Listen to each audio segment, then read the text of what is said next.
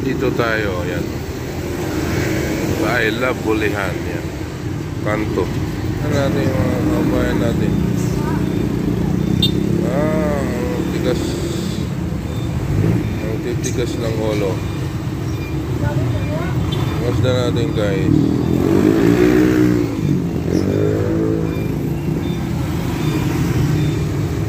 Ayan o. Nice. Ayan o. Tatawid sila doon.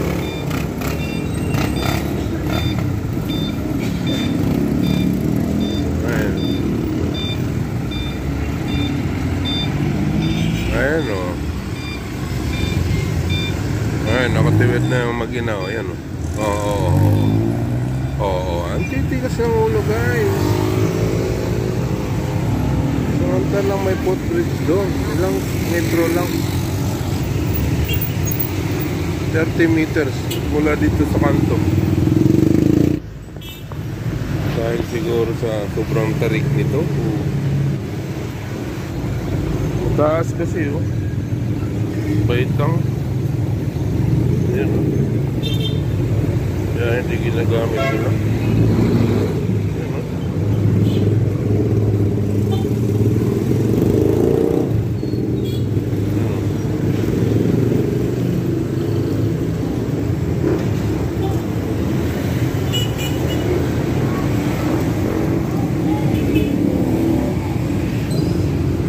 Dahilan hindi ginagamit mo.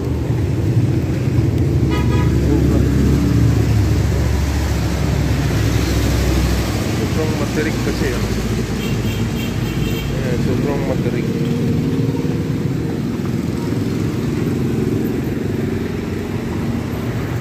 Ayan o. Sobrang matarik yan. Saka yung baitang niya mataas.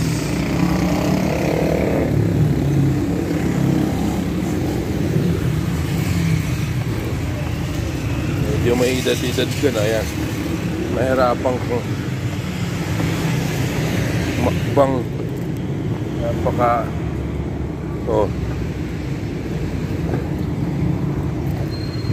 ayan o, matarik.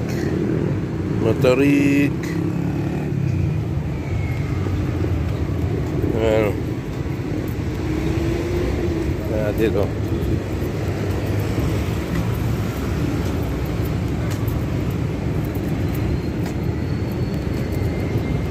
Ayan. Matarik.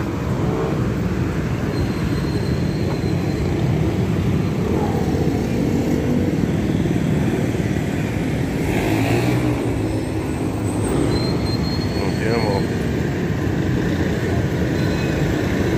Wala sa mga bata-bata pa. Mga bata pong umakyat dyan. Tulad nating matanda na. May edad na yan. Tulad sa atin, may edad na yan. Mahirapan.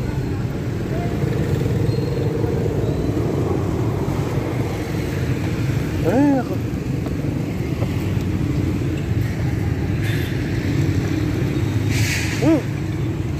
Ayan o. Ayan o. Walang gumagamit dito, guys. Sa footbridge na rin. Walang gumagamit. Halos doon sa ano na yung kanto na yun sila tumatawid. Ang ating mga kababayang matitigas ng ulo. Ayan o. Si Manong o.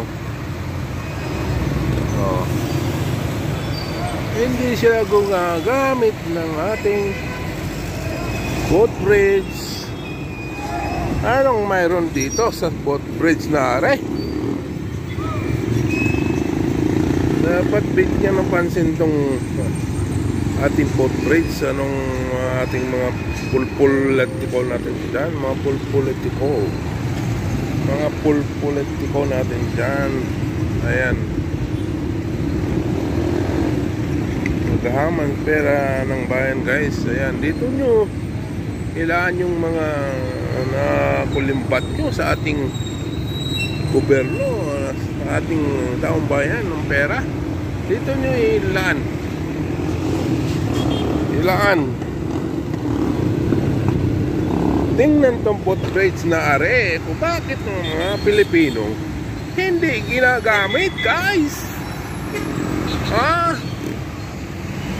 Mantala doon sila sa kanto na yan. Alam naman nila yung napakahirap na tumawid dyan kasi crossing yan. Ayan ang mga ating mga sasakyan. Alam nilang marami na aksidente yan. Ayan, doon pa talaga sila magsiksikan, doon sila tumawid.